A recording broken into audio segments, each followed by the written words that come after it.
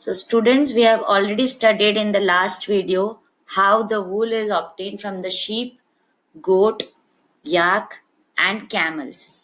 And the whole process one by one, what all things are done to convert that fleece, that is the hair of the animals, into the wool fabric. Okay. Now next topic is silk. So in the starting, we had studied that in this chapter we'll be studying about two things. One is wool and the other is silk. So the next topic is silk. So silk fiber is also obtained from animals. Okay, that is from the silkworms. So silk fibers are also animal fibers. Silkworms spin the silk fibers. So the silkworms, the small worms which are called as silkworms, they spin the fibers. The rearing, that is the growing of silkworms for obtaining silk, is called as sericulture. Okay, so the process of rearing silkworms, that means growing silkworms for obtaining silk, is called as sericulture. Now, here in this picture, they have given to you, they have explained the whole life cycle of a silk moth. In that, they have shown you two silk moths, adult silk moths. One is male and the other is female. The female carries the eggs. Okay, that eggs she lays on the leaf of the mulberry leaf. She lays on the leaf which is the mulberry tree's leaf. Then that eggs, when they hatch, it from that a silkworm comes out. Yes, then that silkworm spins the fiber. Yes, the silk fiber around it. Yes, and it lives inside this cocoon which is made up of the silk fibers. And when this silkworm gets converted into a moth, that silk moth comes out of this cocoon and leaves that cocoon. Okay, so this is the life history of a silk moth. How a male and female silk moth, they are there, and then when the female lays the eggs, then that eggs hatch and it is converted to silkworm, and that silkworm spins the cocoon, and then when it becomes a moth, it comes out of the cocoon and leaves the cocoon. So as we studied here that silk fibers are also animal fibers. The silkworms spin the silk fibers, and the process of growing of silkworms for obtaining silk is called sericulture. So from your mother you can find out that which are the different types of silk that we can find. Yes, she must be having so many different types of saris which will be of different silk. All will not be of the same material of silk. They may be different materials. So there are different types of silk that we get from different types of silkworms. As we studied in the sheep and other animals, that there are different varieties of sheep. Similarly, there are different varieties of silkworms which gives different variety of silk, different quality of silk. Now we'll just go through the life history of silk moth. So what happens is the female silk moth lays eggs from which hatch larvae, which are called, the larvae is called as caterpillars or silkworms. They grow in size, and when the caterpillar is ready to enter the next stage of life, it's called as pupa. Okay, so the caterpillar is then converted to pupa after some days. Then that pupa, it first weaves a net to hold itself. Okay, so the pupa weaves a net so that it can hold itself, it does not fall down. As you know, the spider also makes a web and it stays in it. Similarly, the pupa also weaves a net around it so that it does not fall down from that leaf. Okay, then it swings its head from side to side in the form of a figure of 8. So as we write 8, so how we write 8, in that manner it moves its head so that the threads or the fibers of the silk are being weaved. During these movements of the head, the caterpillar secretes, when it is moving its head in the to form an 8, it secretes a fiber. Okay, it secretes a fiber made of a protein which hardens on exposure to air and becomes silk fiber. Okay, so which hardens on exposure to air and becomes a silk fiber. Soon the caterpillar completely covers itself by the silk fiber and turns into a pupa. Okay, so the whole caterpillar is being, it weaves around itself and it goes inside that cocoon, and this covering is known as the cocoon. And the further development of the pupa into the moth continues inside the cocoon, so that pupa is converted to a moth which can fly inside the cocoon only. Silk fibers are used for weaving silk cloth. Yes, silk fibers, the cocoon, from the cocoon, the fibers that people get, they are being used to weave silk cloth. So we were on the topic that how the life cycle of a silkworm starts with the silkworm or the caterpillar, which is then converted to pupa, and then it forms a cocoon around itself of the fiber, and that silk fiber is used for weaving the silk cloth. Now that silk, that soft silk yarn is as strong as a steel, as a thread of steel. Yes, a steel wire. You know that how hard it is, how strong it is. So the silk yarn is also that much strong. It can be compared to a thread of steel. So the silk yarn is, or the silk yarn or the thread is obtained from the cocoon of the silk moth. There is a variety of silk moth which look very different from one another, and the silk yarn they yield is different in texture. Means some are coarse, some are rough, some are smooth, some are shining. Yes, as we studied, as there are different types of wools. Similarly, there are different types of silk, which some are shining, some are smooth, and some are rough. So the names, as we study the names of the different sheeps, similarly the names of the different silk is Tassar silk, Muga silk, Kosa silk, etc., which are obtained from the cocoon spun by different types of moths. The most common silk moth is the mulberry silk moth. Okay, so commonly found silk moth is the mulberry silk moth. The silk fiber from the cocoon of this moth, the silk fiber from the cocoon of this moth is very soft, lustrous. Lustrous means shining and elastic, and can be dyed in different beautiful colors. Okay, so the cocoon or the silk fiber obtained from the cocoon of this mulberry silk moth is very soft, is very shining, and very elastic. So, sericulture. What was sericulture? Sericulture was rearing or the growing of silk moth or the silkworm for the silk fiber. So, sericulture or culture of silkworms is a very old occupation in India, and India produces plenty of silk on a commercial scale. Okay, so on a large scale in India, silk is produced, which has been used in different parts of our country.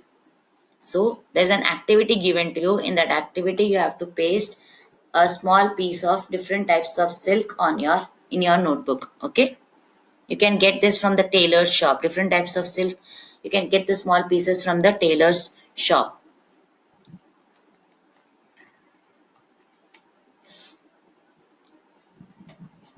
That only is explained in this activity. The next activity 3.6 says that you have to take an artificial silk thread and a pure silk thread, and when you burn it, you will notice a different smell, a difference of smell will come from both the type of silk, because one is pure and other is artificial or synthetic.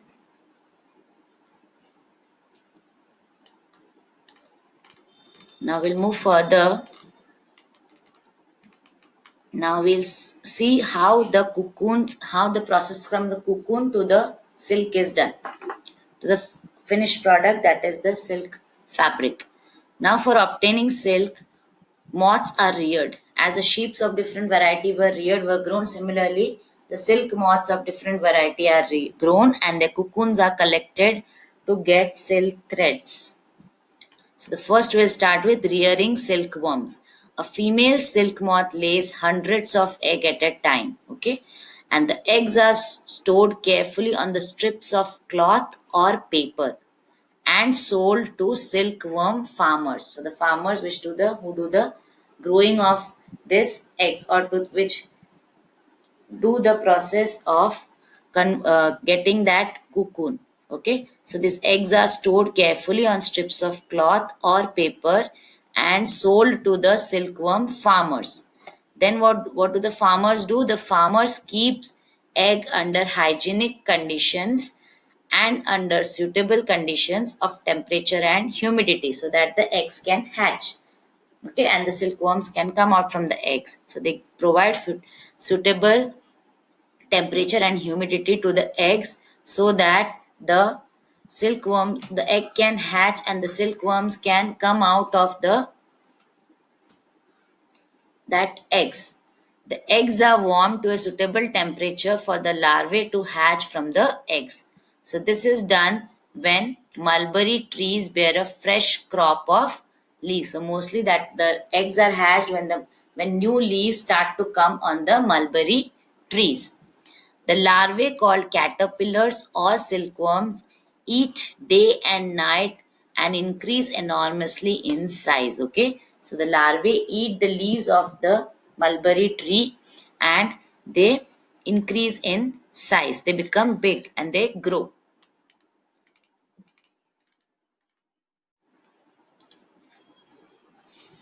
Then the larvae are kept in clean bamboo trays along with freshly chopped mulberry leaves. Yes, because they eat the mulberry leaves and grow. So that is why the larvae is provided with a clean bamboo tray in which the mulberry leaves are being given in that tray so that they can eat them.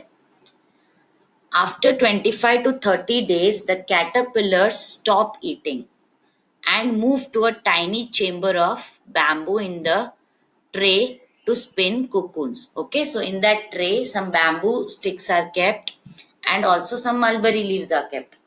So the larvae continuously eats day and night those mulberry leaves, and after 25 to 30 days, they stop eating that leaves and they go near that bamboo sticks and try to spin the cocoons. Yes, they start moving in the direction to make an eight. Try to move there. They start moving their head in the to make an eight, and when they move their head in the eight forms in the eight figure to form a eight figure of secretion, some protein secretion is done from their heads, which helps to spin fiber, and the cocoons are formed. Small racks or twigs may be provided in the tray to which cocoons get attached. Okay, so a twig, small sticks of the sticks of the trees or some racks are kept inside the tray so that the cocoons get attached to that rack or that twigs. The caterpillar or the silkworm spins the cocoon inside which develops the silk moth. So the caterpillar spins the fibers around its body and it forms the cocoon and it stays inside that cocoon and it develops from that caterpillar. The caterpillar grows into a silk moth inside that cocoon itself. Okay, now what does the farmer do? The farmer, now next is the processing of silk. So the cocoons we have got, which are the threads or the thin fibers of the silk. Now a pile of cocoons is used for obtaining silk fiber. So that all the cocoons are collected and used for obtaining the silk fibers. Then what is done with the cocoons? The cocoons are kept under the sun or boiled or exposed to steam. So any of the process is done. Either they are kept under the sun to get heated, and or other they are boiled or they are exposed to steam. The water vapor, the hot vapor that comes out from the when the water is boiled, that steam. Okay, then the silk fibers separate out. Okay, so when they are kept under the sun or boiled or exposed to steam, what happens? The silk fibers from that cocoon separate out, right? All the fibers separate out from each other as they are all are attached with each other. So what happens when they're kept in sun? They get separated. Now, the process of taking out threads from the cocoon for use as silk is called reeling the silk. Okay, so reeling the silk means separating the threads of fiber threads from the cocoon, which is used to make silk, is called reeling the silk. Now, reeling is done in special machines which unwind the threads. Okay, the silkworm or the caterpillar had spinned the fibers and they were attached. The fibers were the strings were attached to one another. So in reeling the silk, what is happening? They are unwinding the silk fibers or the threads from the cocoon. So the silk fibers are then spun into silk threads, which are then woven into silk cloth by the weavers in the industries or the factories. So this was the whole process how the fiber that we get from the cocoon is converted to a silk cloth, that is the finished product or the silk fabric. So hope you have understood the chapter very clearly. In this chapter, we studied about two things. One is wool and the silk. How the wool is, how we get wool from the animals, that is a sheep, goat, yak, or camel. And the next thing is how we get silk from the silk moth or the silk worms. Okay, so here we learned these keywords: cocoon, fleece, reeling, scouring, sericulture, shearing, silk moth, silkworm, and sorting. Okay. Now we'll just go through fast about the summary of the chapter, what all things we studied in this chapter. Okay. We studied that silk comes from silkworms and wool is obtained from sheep, goat, and yak. Hence, silk and wool are called as animal fibers. As they are obtained from animals, they are called as animal fibers. Then the hairs of camel. The name of the camel is llama, and alpaca are also processed to yield wool. In India, mostly sheep. So in India, mostly sheep are being grown for getting wool.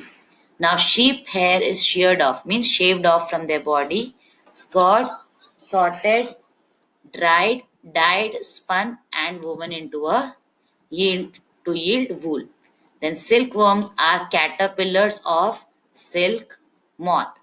During their life cycle, the worm spins cocoons of silk fibers, and the silk fibers are made up of protein. Silk fibers from cocoons are separated out and reeled into silk threads. Weavers weave silk threads into silk cloth. Okay, so these all topics were covered in this chapter. Hope you all have understood the chapter clearly. If any doubts, we'll clear it out in the online classes. Thank you, children.